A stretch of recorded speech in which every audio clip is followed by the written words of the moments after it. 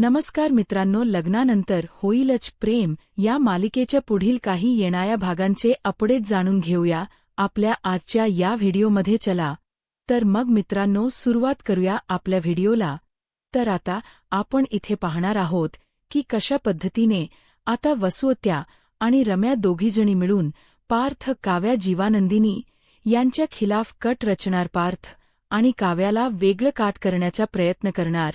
आता नेमकं काय काय आणि कसं कसं घडतंय या सर्व गोष्टी जाणून घेण्यासाठी आपला हा व्हिडिओ शेवटपर्यंत पहा. तर आता आपण इथे पाहतोय की नंदिनीच दुःख जे असतं ते मिथुन काकाला काही केल्या बघवलं जात नसतं. मिथुन काका म्हणत असतो, वहिनी, मला नंदिनीच्या बाबतीत जे काही घडतंय ना ते खरंच बघवत नाहीये.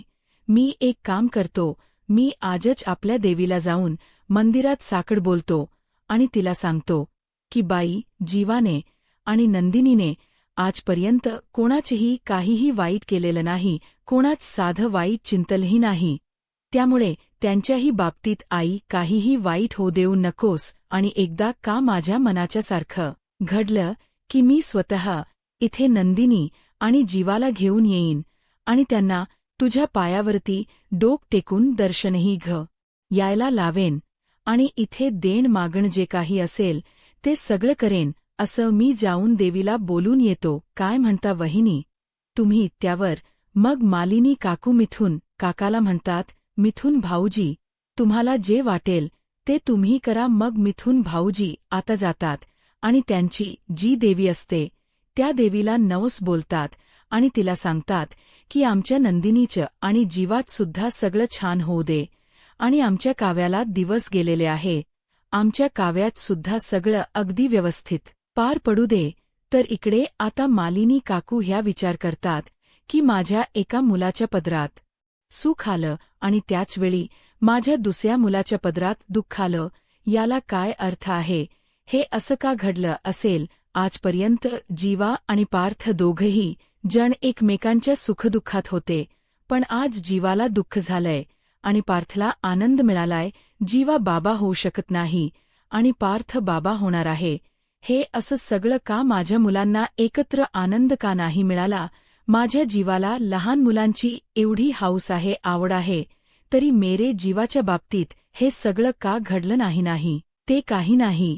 मला आता काहीही करून हे सगळं नेमकं असं का घडतंय हे बघायला हवं. घरावरती हा तर काही नवीन संकट येत नाहीये ना? घरावर कुठलं संकट गोंगावत असेल तर वेळेस ते थांबवायला हवं, अडवायला हवं. मग आता मालिनी काकू विचार करतात की मी एकदा साठे गुरुजींबरोबर बोलून घ्यायला हवं. आजपर्यंत या घरात जे काही घडत आलंय त्या सगळ्याच्या वेळी मला साठे गुरुजींनी योग्य ते संकेत दिलेले आहे. जेव्हा जेव्हा मी ते संकेत ओळखलेत आणि जेव्हा जेव्हा मी त्या गोष्टी थांबवण्याचा प्रयत्न केलाय तेव्हा तेव्हा घरावरच अरिष्ट टळल. मग त्यामुळे याही वेळी मला तसंच काहीतरी करायला हवं. याही वेळी मला बघितलं पाहिजे, साठे गुरुजींना ताबडतोब बोलवलं पाहिजे. साठे गुरुजींनाच मी विचारते, जर काही व्रतवैकल्य करून माझ्या नंदिनीच्या आणि माझ्या जीवाच्या आयुष्यात आनंदाची लहर येणार असेल तर मी काहीही करायला तयार आहे. मी आजच गुरुजींबरोबर बोलून घेतेच. असा विचार करत मालिनी काकू साठे गुरुजींना कॉल करायला फोन हातात घेतात. पण मग त्या विचार करतात की विषय जरा गंभीर आहे. गुरुजींबरोबर फोनवर बोलण्यापेक्षा त्यांना घरीच बोलावते. मग मालिनी काकू म्हणतात, गुरुजी बरे आहात ना? गुरुजी होकार देतात. तेही मालिनीची छान चौकशी वगैरे करतात आणि मग मालिनीला म्हणतात, मालिनी, तू मला सहज तब्येती पाण्याची चौकशी करायला फोन केलेला नाहीस हे माहितीये. आता तुझं जे काम आहे ते तू तुझ्या तोंडून सांगितलंस तर लवकर बरं होईल. बोल, जे तुझ्या मनात आहे ते बोलून टाक बाळा. विचार. त्याबरोबर मग मालिनी म्हणते, हो गुरुजी, तुम्ही माझ्या मनातलं अगदी अचूक ओळखलंय. मला खरोखरच तुमच्याबरोबर बोलायचं आहे, पण असं फोनवर बोलणं योग्य वाटत नाही. तुम्ही घरी आल का? गुरुजी होकार देतात. त्यानंतर दुसऱ्या बाजूला इकडे आता नंदिनी जी आहे ती रूममध्ये बसलेली असते. आज वसुअत्यांनी जो काही प्रकार केलेला असतो त्यामुळे नंदिनी खूपच जास्त दुखावली गेलेली असते. मनातून ती थोडी अस्वस्थ असते.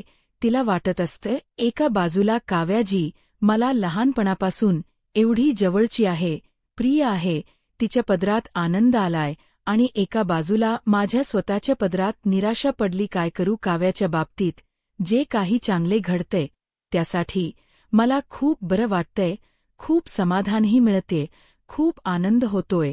पण दुसऱ्या बाजूला माझ्या पदरात जी निराशा आहे, तिचं दुःखही वाटते. मला ना धड आनंद साजरा करता येत्य, ना माझं दुःख कुरवाळता येत्य. काय करावं काही सुचत नाहीये, काही समजत नाहीये. अशा परिस्थितीत नेमकं मनाचा कौल तरी कसा काढावा काहीच कळत नाहीये. देवा, का रे माझी एवढी कठोर परीक्षा बघतोयस आजपर्यंत? खरोखर मी कोणाचही काहीही वाईट केलेलं नाहीये ना? तुलाही माहिती आहे आणि मलाही माहिती आहे. मग तरीही तू माझी एवढी कठीण परीक्षा का घेतोयस? तर दुसऱ्या बाजूला आता गुरुजी हे घरी आलेले असतात. आता गुरुजी आल्यावर मालिनी काकू गुरुजींना बघून खुश होतात. मालिनी काकू गुरुजींचा पहिला तर छान पाहुणचार करतात आणि त्यानंतर मग मालिनी काकू गुरुजींना म्हणत असतात, गुरुजी, खरं तर तुम्हाला काहीही सांगण्याची गरज नाहीये. हे सगळं मला आधीपासूनच माहिती आहे. पण तरीही घरामध्ये जी काही परिस्थिती आहे ती तुमच्या कानावरती घालावी म्हणून मी एकदा तुम्हाला सर्व गोष्टी सांगवा. नंदिनी पार्थ काव्या यांचा नुकताच विवाह सोहळा पार पडलेला आहे. तुम्हाला तर त्या सर्वाबद्दलची कल्पना आहेच. तुम्हीच तर त्यांच्या लग्नाचे मुहूर्त काढले होते आणि पंचांगही पाहिलं होतं. विवाह पार पडल्यानंतर खरोखरच सुरुवातीचा काळ हा खूपच जास्त आनंदाचा, चांगला, सुखकर गेला. पण कालांतराने नंदिनीच्या पदरात निराशा आणि काव्याच्या पदरात सुख पडलं. आता मी काय म्हणण्याचा प्रयत्न करते हे तर तुम्हाला कळलं असेलच ना गुरुजी? त्याबरोबर गुरुजी हे ओकारार्थी मान डोलावतात. मालिनी काकू म्हणतात, गुरुजी, मग हे सगळं असं का घडलं असेल? नक्की हे सगळं घडण्यामागे काय कारण? माझे दोन्हीही मुलं एकमेकांच्या सुखदुःखात कायम एकमेकांच्या सोबत असतात, एकमेकांच्या पाठीशी ठामपणे खंबीरपणे उभे राहतात. एकाच्या पदरात आनंद आणि एकाच्या पदरात दुःख. यावेळी असं का घडलं काहीच कळायला मार्ग नाहीये. हे नवीन कुठलं संकट तर नाही आहे ना? आमच्या घरावर ही सगळी नेमकी काय पद्धत आहे हेच कळत नव्हतं. म्हणून विचार केला, एकदा तुमच्याशी बोलाव. जेव्हापासून घरामध्ये एकीचा आनंद आणि एकीची दुःख हे आलेलं आहे तेव्हापासून घरात वातावरण पूर्णपणे पुन्हा एकदा गडबड होऊन गेलं. जर नंदिनीला मूल व्हावं यासाठी काही व्रतवैकल्य असेल, जर काही असेल तर तुम्ही ते सांगा. नाही म्हणजे माझा तांत्रिक गोष्टींवर विश्वास नाही असं बिलकुलच नाहीये. माझा तांत्रिक गोष्टींवर पुरेपूर विश्वास आहे आणि आम्ही आमच्या नंदिनीची डॉक्टरी सुद्धा करणारच आहोत. पण तरीही एक आईच काळीज म्हणून माझ्या काळजाला एक प्रश्न पडला आणि म्हणून मी गुरुजी तुमच्याजवळ माझं मन मोकळं केलं. जर काही असेल तर प्लीज तुम्ही मला सांगा. काही व्रत वैकल्य वगैरे करून हे सगळी समस्या दूर करता येईल का? गुरुजी म्हणतात, मालिनी, हे बघ, उगाचच्या उगाच काहीही बडबडू नकोस. असं काहीही नसतं की व्रत वैकल्य केली, उपास तपास केले की मुलं होतात. हे सगळं काही भ्रम आहे, हे सगळी अंधश्रद्धा आहे.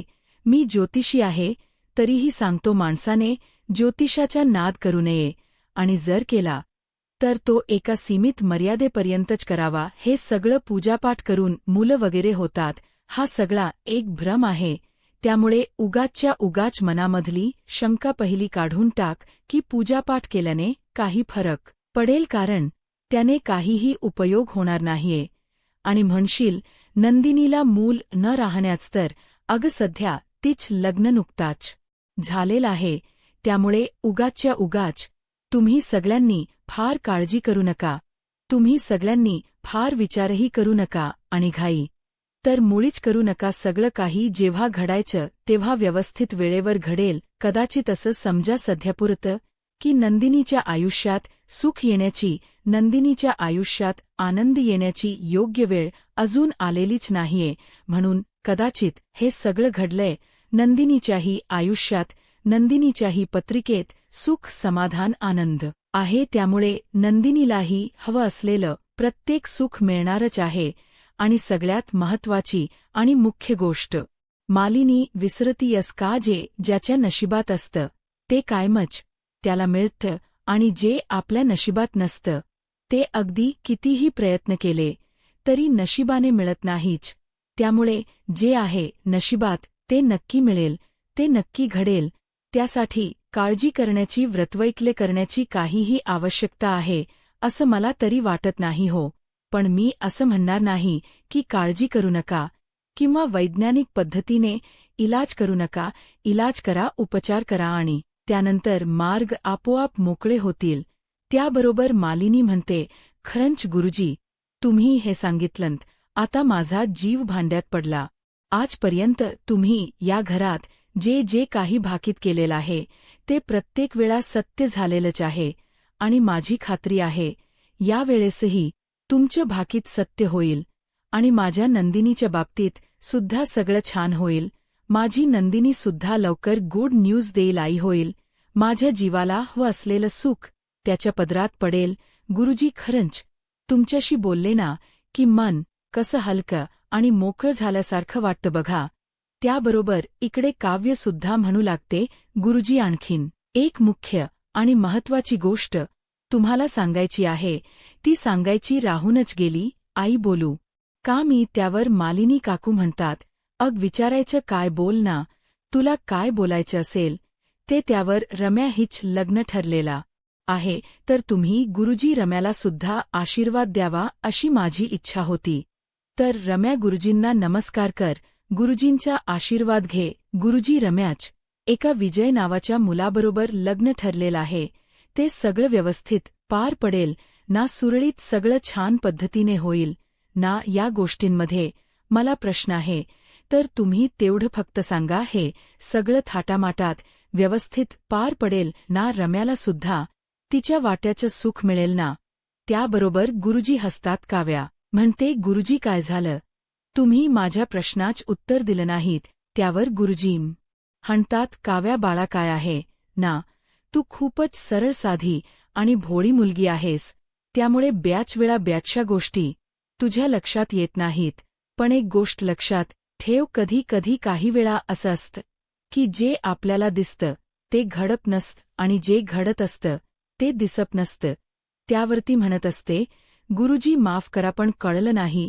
गुरुजी म्हणतात, हे बघ काव्या, माझं काम आहे संकेत देणं. नक्की काय आहे गुपित हे शोधून काढणं. तुमचे कर्तव्य. मला जे सांगायचं होतं ते मी सांगितले. आता नेमकं मला काय बोलायचं हे तुम्हाला शोधून काढावं लागेल.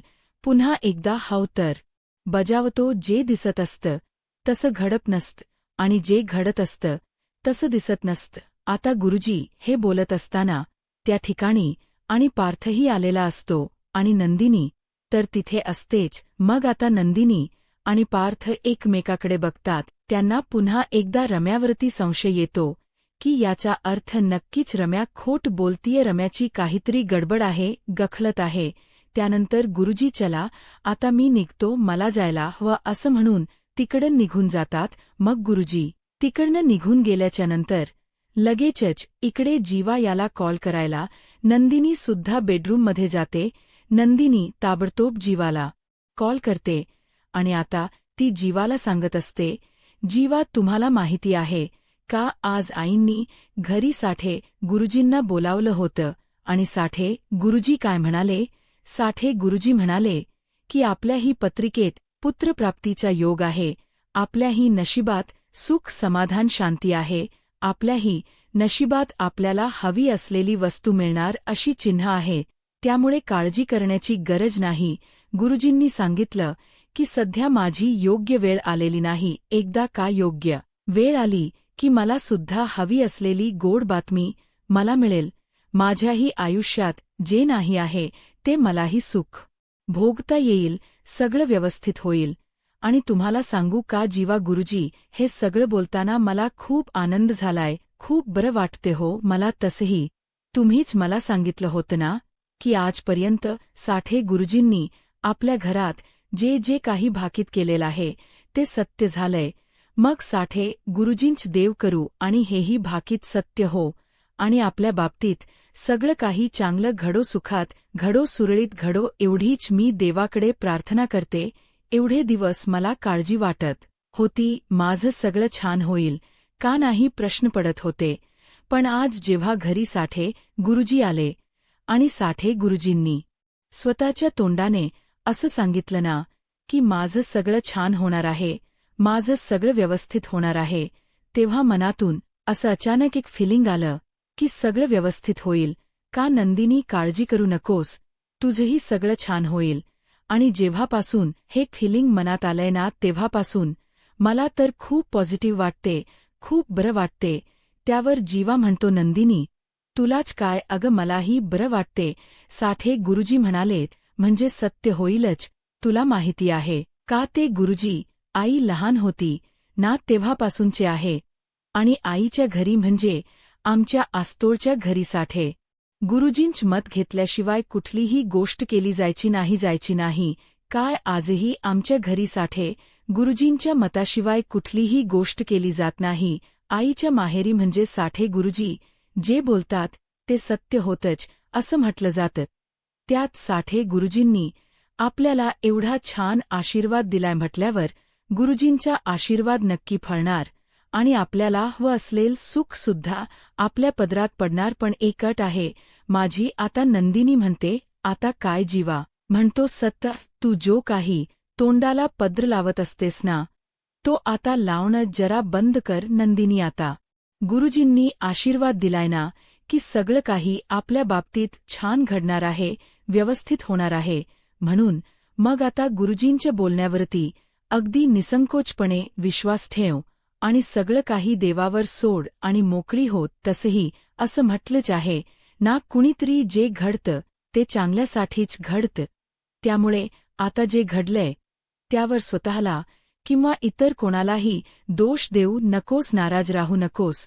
तर दुसऱ्या बाजूला आता गुरुजी हे जायला निघालेले असतात. मग वसुत्या आणि रम्या दोघेजणी धावतच गुरुजींच्या मागे जातात आणि गुरुजींना हाका मारतात, गुरुजी, गुरुजी, गुरुजी, थांबा, थांबा, थांबा. त्याबरोबर गुरुजी थांबतात. मग वसुत्या आणि रम्या गुरुजींच्या पुढे जातात आणि म्हणतात, गुरुजी, खरं तर आम्हाला तुम्हाला एक गोष्ट विचारायची आहे. वसू आत्याही म्हणू लागते, खरं तर घरातच विचारली असती, पण काय ना, घरात सगळी माणसं आहेत आणि सगळ्यांच्या समोर ही अशी गोष्ट बोलणं योग्य वाटलं नसतं, म्हणून तुम्हाला इथे आढवलं. गुरुजी म्हणतात, बोला, काय बोलायचं ते. रम्या म्हणते, गुरुजी, तुम्हाला तर सगळ्यांच्याच मनात काय सुरू आहे हे कळतं, त्यामुळे माझ्याही मनात काय आहे हे तुम्हाला माहीत असेलच. मला त्या विजयबरोबर लग्न करण्यात काहीही रस नाहीये. तुम्ही म्हणाल्याप्रमाणे मला फक्त पार्थशी आणि पार्थशीच लग्न करायचं, मला त्याचीच बायको होण्यामध्ये खूप जास्त रस आहे आणि मला त्याचीच बायको व्हायच आणि त्यासाठीच मी हे विजय प्रकरण रचलेलं आहे. पण गुरुजी, तुम्ही म्हणालाय तसं नक्की माझं आणि पार्थच लग्न पार पडेल ना? ऐनवेळी काही गडबड होणार नाही ना? त्यावर गुरुजी म्हणू लागतात, रम्या, मी तुला म्हटलं जरूर होतं की तुझं आणि पार्थच लग्न होणार आहे, पण त्यासाठी जर तू काही हातपायच मारले नाहीस तर हे कसं बरं शक्य होईल? आता सध्या तरी पार्थच्या चारही बाजूंनी आनंदच आनंद येत आहे. एवढं भरभरून प्रेम करणारी बायको, घरामध्ये सुख, समाधान, शांती, एवढी उत्तम नोकरी आणीत. यात येणाऱ्या पुढील भागामध्ये आपल्याला पाहायला मिळतं, देशमुखांच्या घरात रामनवमीचा उत्सव अगदी थाटात साजरा केला जातो. इकडे काव्या तिच्या रूममध्ये असते आणि त्याच गोष्टीचा विचार करत असते, तर नंदिनी आता पाळणा हलवत पाळणाही म्हणत असते. रामाला पाळण्यात घातलेलं असतं आणि घरातील सर्वजण एकत्र. आता हे घरात गोड पावलांनी येणारं छोटंसं इवलसं बाळ. हे सगळं झाल्याच्या नंतर मग तर पार्थ, तुला मिळण्याची सगळी जी काही आशा आहे ती संपूनच जाईल, कारण पार्थला तुझी कुठे गरज आहे असं कधी भासणारच नाही. मग जर तुला वाटत असेल की तुझं लग्न पार्थ बरोबर झालं पाहिजे, पार्थ तुला भेटायला पाहिजे, तर त्यासाठी तुला फक्त बोलून चालणार नाही. पार्थला मिळवायचं असेल तर पहिले तुला काहीतरी हातपाय सुद्धा वेगाने हलवावे लागतील. एकदा का तू पाननत हातपाय मारायला सुरुवात केलीस कीत यानंतरच मग पार्थ तुझा होऊ शकतो का नाही याची चिन्हे आपल्याला दिसतील.